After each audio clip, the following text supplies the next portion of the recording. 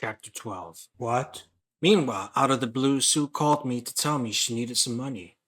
I told her why. She needed money to pay for her phone. I said all I can send was $100. She agreed to that and told me how much she missed me and how she will pay it back. I told her, don't worry about paying it back. Just be there when I need you. I sent her a FedEx packet with the check. A few days later, I go to my bank and see a $700 check cashed. I scratch my head, wondering how is there a $700 check cashed? Went to the bank, and lo behold, Sue's name was on the check. The one was altered into a 7, making it a $700 check. Needless to say, I hit the fucking roof and questioned what the hell was going on with the check. Sue explained that she thought it was for $700 when I told her distinctly it was for only $100. Clearly, it was obvious that someone altered the check.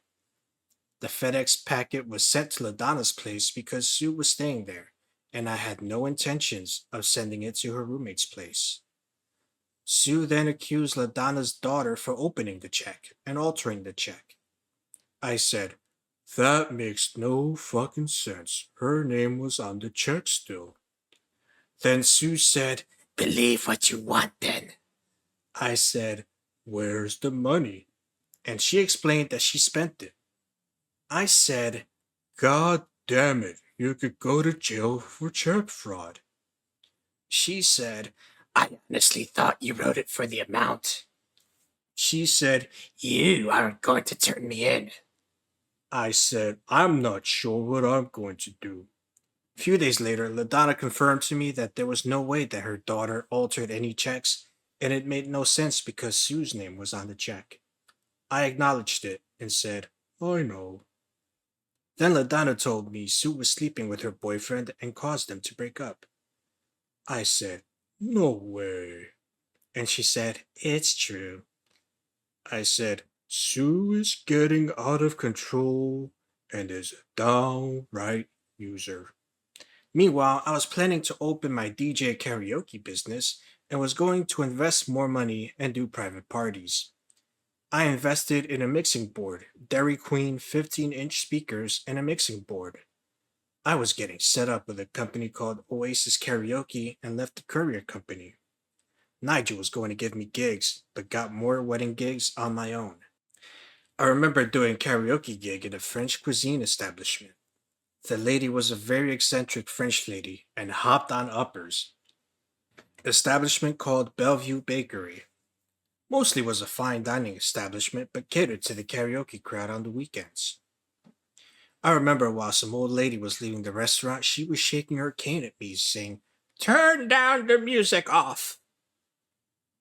I guess it got people hopping up and down either for feeling the music or feeling to cut the speakers off. LOL. Nevertheless, it was a gig that was fun and put an extra 400 in my pocket weekly. Worked on doing private parties as well, things were getting fun. Finally, one night, some drunk in there was heckling me while I was singing. I kindly told him to leave the premises. He said he ain't going nowhere. And I said, you need to leave now. Later on that night, the French lady questioned what had happened, and I told her I asked the guy to leave because he was heckling me and others who were singing. She obviously sided with him and said he was a personal friend and fired me and my services. I told her, you're making a big mistake because the karaoke is putting people in here. She said yes, but she was going to end it anyway and go in a different direction. After I got my stuff, I said, I give you about another couple of months that your business will be closed down. Sure enough, it closed down, but it was a month later. So I guess I cursed her in such a way that karma did her and her business in. Meanwhile, Fontaine was getting bigger, and I took him to the park and on daily walks. He would shed something awful on the oriental rugs at the house, so I had to use a rug treatment solution to make sure the rugs were clean and the fur wouldn't get clustered to the rugs. Fontaine was spoiled. I fed him human food along with dog food. He would eat the jar of peanut butter in one setting. I had to keep things out of reach. I remember having a lady that I was casually dating at the time sleeping with me in my bed. Fontaine hopped in and licked her butt. Girl jumped and said, "You know what your dog just did?" I said, "What?" "He licked my butt." I said, "That should have felt good for you." She said, "Get him off the bed." I said, "You get off the bed if you don't like it." Needless to say that friends with benefits relationships didn't last long, though for the most part, women in general thought Fontaine was a cutie, and he was. Definitely helped me in the pursuit of women when they were brought to the house. I was at a period where I wanted to take the money and invest into a business. I was living off the money, and that wasn't what I wanted. I wanted to save some of it and invest. I took a trip to New Orleans right before Katrina, drove it in one night, went to Bourbon Street and took in the sights sounds. Stayed there for about a week and it was definitely a fun encounter. I bought this pimp's outfit and it was definitely an eye catcher. This was during Jazz Fest, and then from there to Las Vegas in 2004. This made about the sixth trip out there. This trip I did it without Lisa, but we weren't speaking at the time. Stayed out of the Sahara this time and won some more money. This trip I checked with the private investigator where Sue was, and she was in jail again. Not learning from my last trip, I had intention of seeing her, but not wanting to go through the same merry-go-round with her again. I was hoping just to get her with me and I could scoop her up and take her back to Virginia. So I left from New Orleans then to Vegas. Once I arrived, I waited a few days before I went to the jail to see Sue.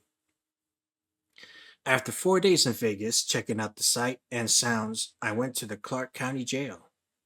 Talked with the bail's bondsman at length, and they told me she would be in my custody if I bailed her out. I explained to the bondsman, this happened once, and I didn't want to be responsible for taking off on me again. If I want her out of jail to do what I did last time, and if they have to, they will release her from my custody, reimbursing me the amount if I need to be released from the bond. Just like last time, and it was cutting dry.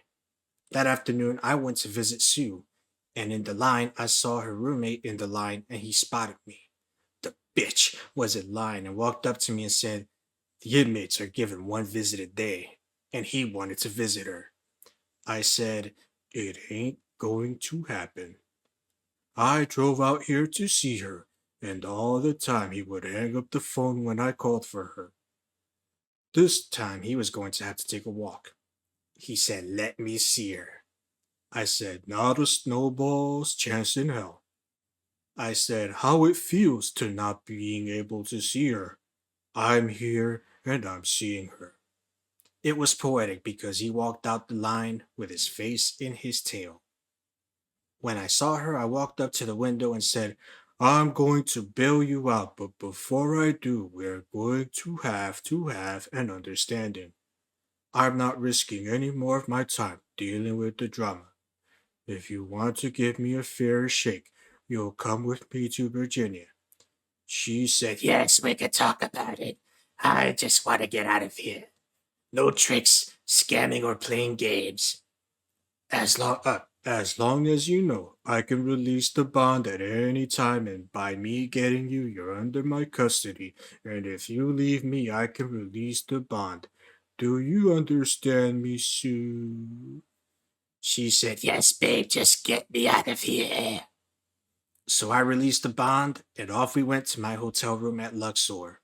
She took a shower and this time around seemed more appreciative by giving me a fantastic blowjob. Wasn't forced, but definitely appreciated by her to finally acknowledge me that way. I wanted to proceed with more, but by seeing the appetizers and holding each other, she promised more was on the menu, that this was just to wet my whistle.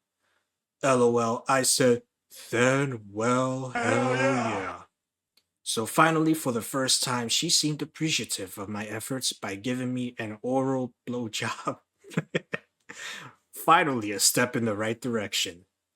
Though I knew in the back of my mind what she was capable of doing, and hearing that song play in my head run around Sue. We spent half the night in the hay, and she had the opportunity of a lifetime. Finally, she rode Space Mountain, and it felt like a lot was accomplished.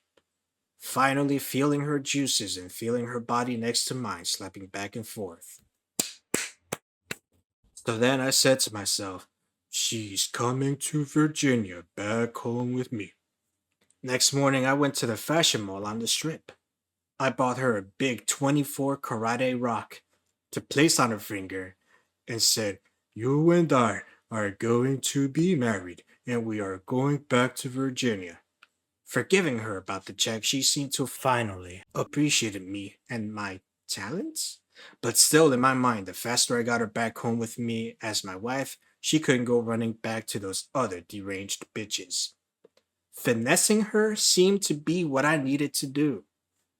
We spent another day together, and she wanted to show off the engagement ring to LaDonna. So we drove to LaDonna's house, and LaDonna looked at me like I was crazy. She asked, "George, how much was that ring?" She said, "She's going to pawn it." I said to LaDonna, "No, because we are going to get married, and she's coming home with me back to Virginia." I wouldn't tell her the amount. I said it was a good deal at Zales. The night came about, and Sue wanted to stay at LaDonna's, and I said no. We need to get back to the Luxor and head back home and to your new home in Virginia. Just then, Sue unzipped my zipper and gave me another blowjob right in front of LaDonna. Sue then said, "Will this make you believe me I'm not running off this time? I just need to hang out with LaDonna and get some things in order." So after that, all right, but I'll be back in the morning. I looked at LaDonna and said, "If she rings me as fast as you can, I'll be back at a moment's notice." I went back to Luxor and started gambling on the roulette wheel. Just then, around 5 a.m., I get a phone call from Laduna. LaDonna told me Sue snuck out with someone while she fell asleep. I said, "What the fuck?" Any letters or notes that she would be back? And LaDonna said, "No." She then said, "So knowing her, she's going to pawn your ring." I said, "Get back with me when you hear from her."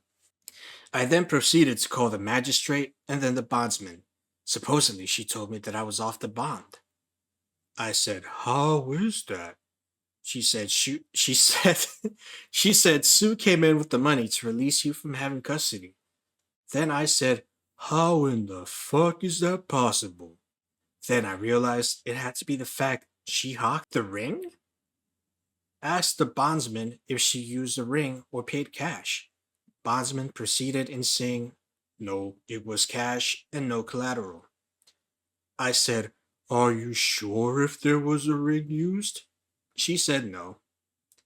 I told the bondsman what happened and she said, "I'm sorry, but knowing her track record, you kind of knew this." I said, "But we had an excellent evening."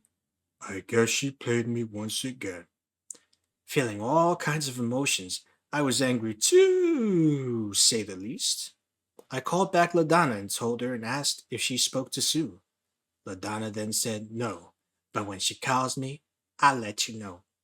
Then LaDonna said, "You should definitely have learned your lesson. Sue is just evil." I said, "Yeah, it's taken me a while to get that point driven home to me that she's a great manipulator." Sure as hell, I wanted to try to get back my ring. Feeling dejected and full of anger, LaDonna called me back and told me she just spoke to Sue and that Sue pawned the ring to get me released from the bond. I was angry and saw the color red. I said, "Surely that can't be true." So I went back to the bondsman asking for the money I originally put on Sue's books.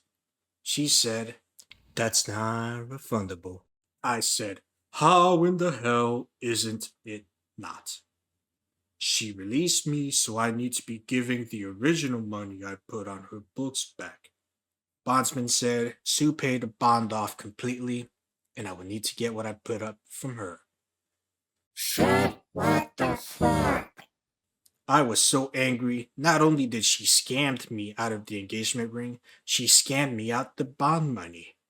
I stayed a week longer to get Clark County courts involved, and they told me it would have to sue Sue for petty larceny or the bondsman who did the bond. I said, fuck it. I'll cut my losses and get the fuck out of here. Called Adana again and made mention of all of what happened, and she told me to cut your losses and never look back. I was so depressed and dejected. I asked again if she heard any more from Sue, and she said, no.